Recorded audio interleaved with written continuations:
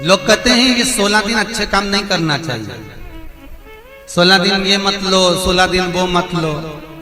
कौन सी पुराण में लिखा है? एक बार मुझे वो पुराण जरूर बताना कि 16 दिन ये सामान मत खरीदना, 16 दिन ये चीज मत लेना।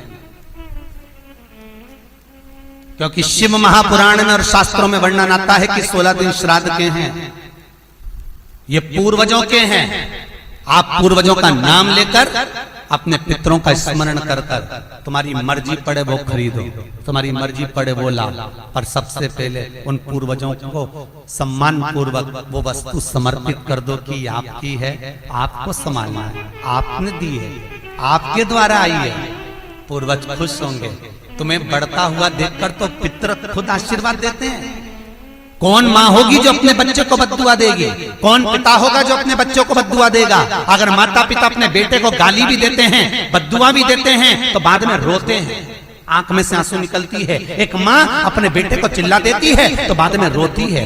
अगर माँ अपने बच्चों पर हाथ उठा देती है तो बाद में रोती है।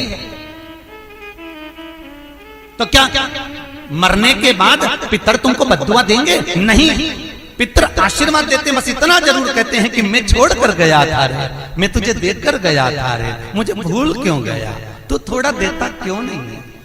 मेरे को अन्न का भाग देता क्यों नहीं है? बस वो याद करते हैं, वो आपसे मांगने की, क्योंकि आप उसके पुत्र हो, आप उसकी संतान हो, आप उसके वंश के हो, आपसे ललकता है उसको, किसी दूसरे से नहीं।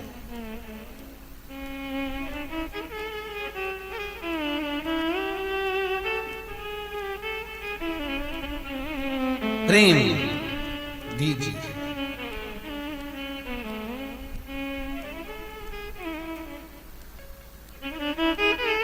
भले कोई किस भाव से आए उसका आदर हो, उसका सम्मान। कई लोगों का प्रश्न होता है, गुरुजी हम 4 भाइयों का परिवार है, पर पितृ दोष मुझ पर ही क्यों आ रहा है?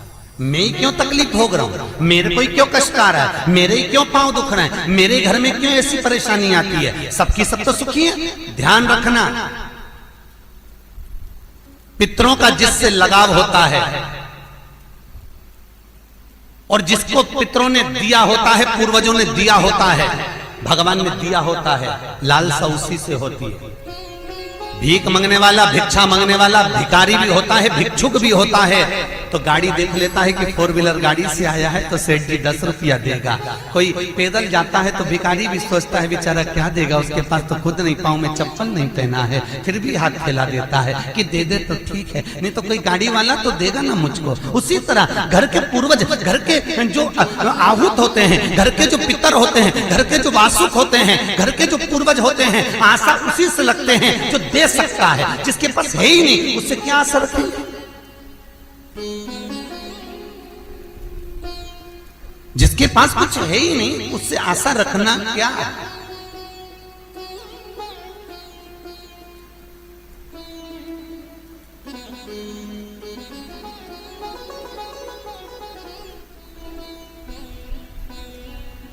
कई लोग कहते हैं गुरुजी हमारे पास देने के लिए कुछ भी नहीं, हम हमारे पूर्वजों को क्या? मत दो ना, इस्माइल तो दे सकते हो। जिस दिन तुम्हारे पूर्वजों का श्राद्ध है, तुम्हारे पास में खिलाने के लिए अन्न नहीं है, तुम्हारे पास देने के लिए दान नहीं है, तुम ब्राह्मण को घर में नहीं बुला सकते, कोरोना महामारी चल रही है, तुम कुछ भी नहीं दे सकते, तुम्हारे पास देने के लिए वस्त्र नहीं, आभूषण नहीं, कुछ भी नहीं, मत दो।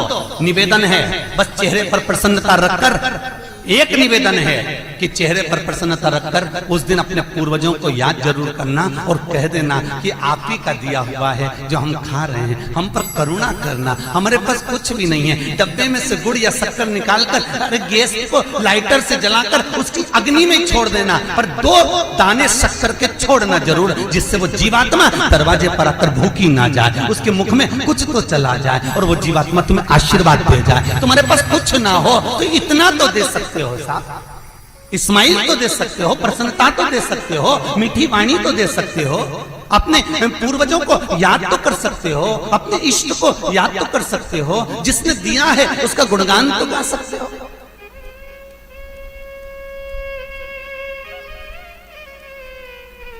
एक नई नवेली दुल्हन को पति ने एक नई नथनी लाके दे दी। कबीरदास जी लिखते हैं, नथनी दी यार ने तो दिया बखान। यार ने केवल एक नथनी लाकर दी है, पति ने केवल एक नथनी लाकर दी है, सोने की बड़ी सुंदर, सबको दिखा रही है, घूंघटे में उघाड़ उघाड़ कर दिखा रही है, मेरे पति ने दी है। झुमका बार बार दिखा रही है, मेरे पति ने दी है, मेरे पति ने दी है। एक नथनी मात्र 2000, 5000, 10,000, 20,000, 25,000, 50,000, 1 लाख, 2 लाख की नथनी पति देता है तो सारे जगत को दिखा देते हो। वो परमात्मा देता है तो किसको क्यों नहीं बोलते कि उसने दिया है, उस पूर्वजों ने दिया है। वो छोड़ कर गए थे तो हम खा रहे हैं, अगर वो छोड़कर नहीं जाते तो रोड पर मिल जाते। लोग कहते हैं हमारी माँ ने हमको क्या दिया, हमारे पिता ने हमको क्या दिया, सब उसको देकर चले गए। भले वो किसी को दे जाएं पर आशीर्वाद लिए बगैर मत जाने देना। भले वो कितना भी पक्षपात करें, भले वो कितनी भी बेईमानी करें, भले वो कितना भी कपट करें, वो सारी जायदाद उठाकर किसी को भी दे दें, पर उन माता पिता का सम्मान जरूर करना, क्योंकि वो मरते मरते आशीर्वाद जरूर दे जाएंगे कि मैंने तुझे कुछ नहीं दिया, ले मैं तुझे आशीर्वाद देता हूँ, और तुम्हें आशीर्वाद मिल गया तो तुम निहाल हो गए। वर चाहिए, आशीर्वाद चाहिए, धन दौलत नहीं। श्राद्ध पक्ष की कथा कहती है, ये श्राद्ध पक्ष का जो वर्णन गरुड़ पुराण में कहा गया कि जीवात्मा सबसे पहले जाती है तो घर पर जाती है, जैसे जट्ठा और मट्ठा की कथा।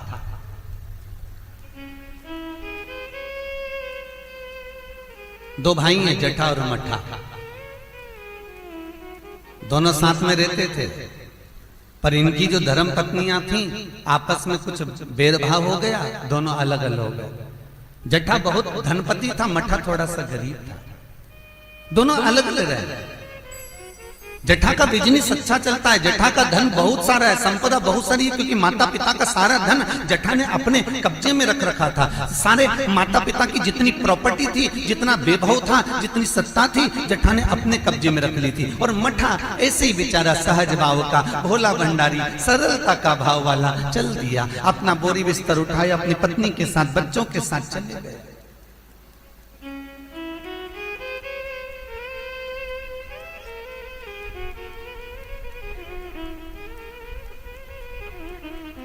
सोलह दिन श्राद्ध किया गया। एक दिन जट्ठा की पत्नी बोली, सुनो, इतना सारा गाड़ी बंगला जमीन जायदाद ढेर सारी है, 200 एकड़ जमीन, 200 बीघा जमीन है, 4 ट्रैक्टर हैं, गाड़ी बंगला ढेर सारा है, खूब वैभव बना हुआ है, पर अपन अपने घर में सेठ बनकर रहते हैं, पर दुनिया को क्या मालूम कि अपने पास कितनी दौलत है, कितनी जायदाद है, अपने परिवार वालों को, रिश्तेदारों को, किसको क्या मालूम कि अपने पास में कितनी सत्ता, अपन कितने राशि ठाठ में रहते हैं। तो पति बोला क्या करना है, पत्नी बोली एक काम करो, तुम्हारे जो पिताजी मर गए थे उनका श्राद्ध आ रहा है,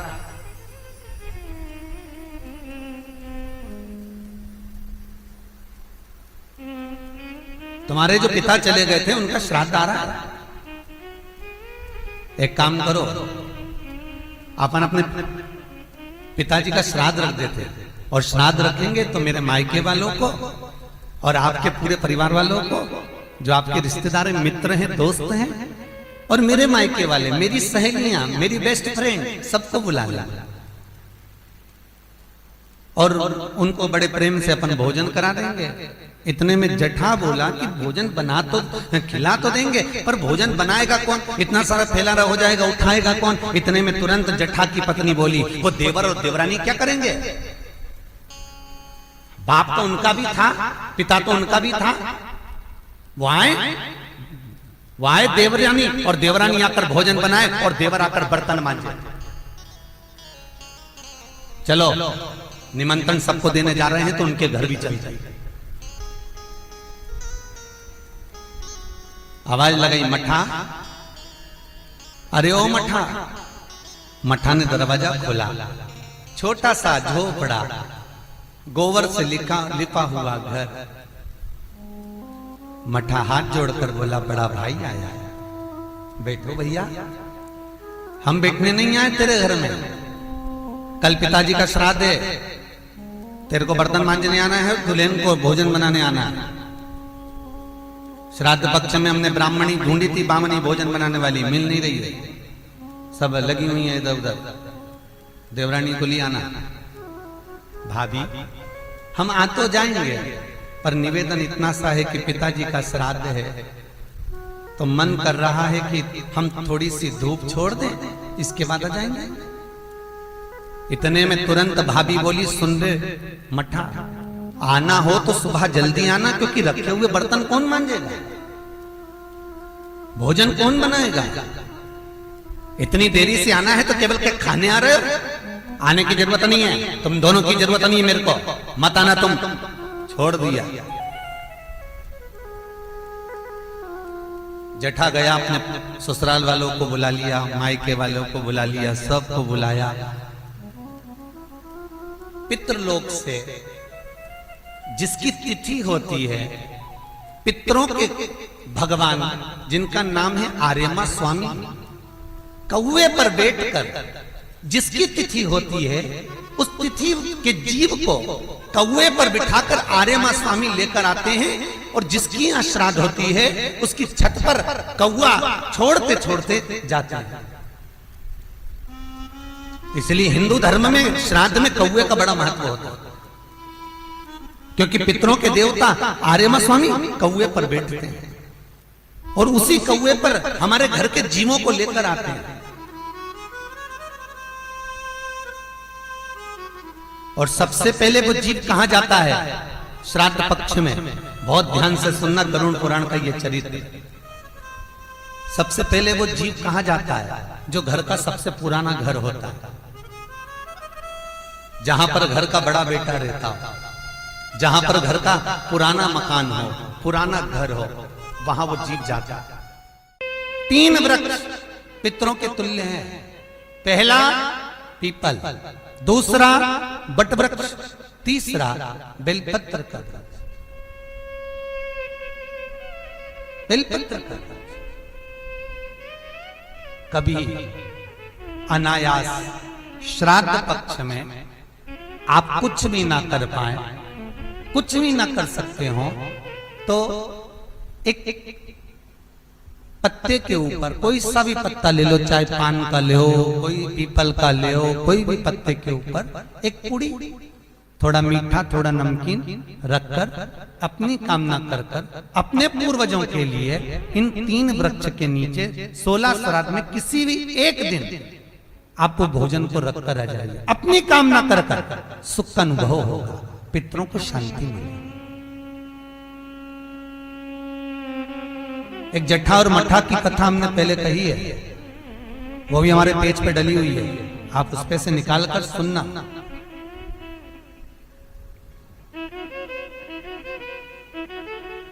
उसमें भी हमने व्याख्यान वर्णन करा जट्ठा मट्ठा की कथा। 3 वृक्ष पितरों के तुल्य हैं, 3 पक्षी पितरों के तुल्य हैं, कौवा, हंस और गरुड़।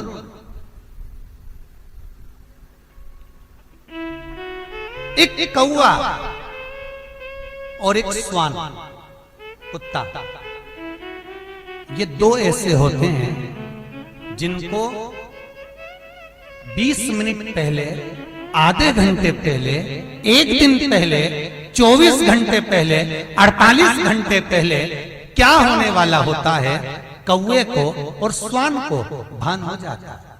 क्यों?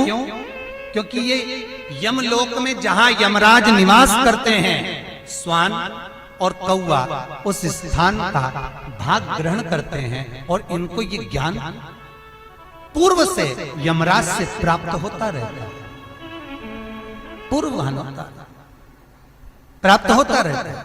एक कौवा एक श्वान, कोई घटना घटने वाली होती है तो कुत्ता रोने लगता है, कोई घटना घटने वाली होती है तो कौवा आकर बैठ जाता है, कोई आ रहा है तो कौवा आएगा, कोई भाव सूचक है तो कौवा आकर बैठेगा। दरवाजे पर कैसे, उसका भी भान है, अटारी पर कौवा कहां बैठा है, दरवाजे पर कौवा कहां बैठा है, किस स्थान पर कौवा विराजमान है, उसका भी भाव हमारे शास्त्र में वर्णन। 3 पक्षी, 3 वृक्ष पितरों के तुल्य हैं। पक्षियों में कौवा, हंस और गरुड़, ये पितरों के तुल्य, जो अधोगति में मर जाते हैं, जिनको पिंड नहीं मिलता, तर्पण नहीं होता, ब्राह्मण का भोज नहीं मिल पाता, जो मर जाते हैं, जिनका अंतिम संस्कार तक नहीं होता, जिनकी गति बिगड़ जाती है, ऐसे जीव कौवे के अंश में प्रकट होते हैं, जो पूर्ण फल लेकर जाते हैं। पितृलोक में जगह नहीं होती, बैकुंठ में जगह नहीं होती, कहीं अगर जगह नहीं है देवलोक में, तो इनको कौवे के अंश में, गरुड़ के अंश में या हंस के अंश में डाल दिया जाता है। महाराज फिर अगला वर्णन किया, 3 पशु, कुत्ता, गाय और हाथी, ये पितरों के तुल्य होते हैं। शिव महापुराण की कथा कहती है, अगर श्राद्ध पक्ष में गया नहीं जा सकते तो गाय के मुख में गयासुर ने वर दिया था कि गाय के मुख में अगर कोई गया नहीं आ पाएगा तो गयासुर 16 दिन गाय के मुख में निवास करेगा। और गाय के मुख में श्राद्ध के समय पर अगर कोई रोटी देगा, श्राद्ध के समय पर जो भाग देगा, उसको गया जी में पिंड करने का पुण्य फल प्राप्त होगा। ये गयासुर का वर गौ माता के लिए था। तो गाय के मुख में 16 दिन तक गया क्षेत्र का पिंड का भाग प्राप्त होगा। कुत्ता, गाय और हाथी। स्वान को रोटी क्यों देते हैं? क्योंकि स्वान पितरों को अपना भाग प्रदान कर देता है। स्वान रखता नहीं है, चुका देता। फिर 3 जलचर है महाराज जो पितरों के तुल्य हैं, मछली, कछुआ और नाग। पिंड जो बनाया जाता है वो पानी में दिया जाता है। मछली जिसको पाती है वो पितरों को प्राप्त होता है। कछुआ श्रावण के इस 16 श्राद्ध के अंतर्गत कछुआ यदि आपके दिए हुए भाग को पा लेता है तो वो जीव उसी समय पर तर जाए। और महाराज नाग, वो भी पितरों के तुल्य माना। इन 3 पितरों के क्रम का वर्णन किया गया है। भगवान शिव ओगड़दानी बट का वृक्ष के रूप में ब्रह्मा को बना देते हैं और शंकर बटकेश्वर महादेव के रूप में विराजमान हो जाते हैं। ऐसा सुंदर प्रसंग शिव महापुराण में वर्णन किया।